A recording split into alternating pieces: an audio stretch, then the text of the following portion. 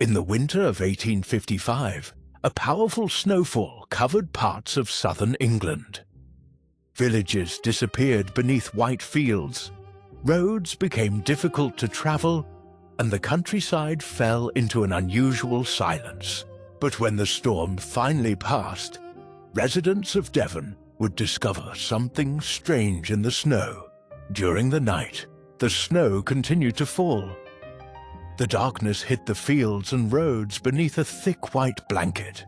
Inside their homes, villagers waited for morning, unaware that something unusual was already taking shape outside. By morning, the storm had weakened. The countryside was transformed. Fields, gardens, rooftops, and roads were covered in untouched snow.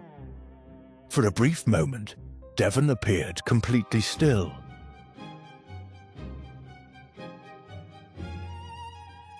Then, as residents began leaving their homes, the first strange marks were noticed. A line of small impressions crossed the fresh snow.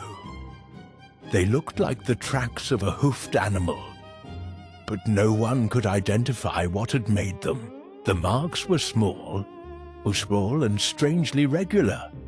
Each impression appeared similar to the one before it, forming a narrow trail across the snow. The tracks appeared to pass through or across obstacles that should have interrupted the path of an ordinary animal. The question became impossible to ignore. How had whatever made the tracks gotten across? The marks were not confined to remote fields. Similar reports placed them near homes and buildings. People began looking outside their windows and discovering the strange trail much closer than they expected. Some of the most extraordinary accounts described marks appearing on rooftops and other elevated locations. The footprints appeared to continue over and across the frozen rivers and waterways. Residents considered the creatures that lived in the surrounding countryside. But the reported shape and route created problems for every simple explanation. One possibility was that an animal like a badger had moved through the snow in an unusual way. As word of the strange tracks spread, the mystery moved beyond the villages. Reports were shared, discussed, and repeated. Soon, the mystery gained a name. Because the tracks seemed impossible to explain, some people began connecting them with the devil. The footprints were reported across an enormous area. The real mystery was the pattern and scale of the tracks. Then the weather began to change. Snow melted, footprints faded, and the physical evidence slowly disappeared. Whatever had made the marks was gone. What remained were only the reports of those who had seen them.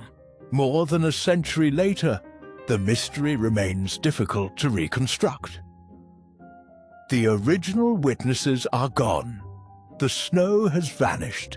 Modern researchers are left with newspaper accounts, historical records, and stories that have been repeated for generations.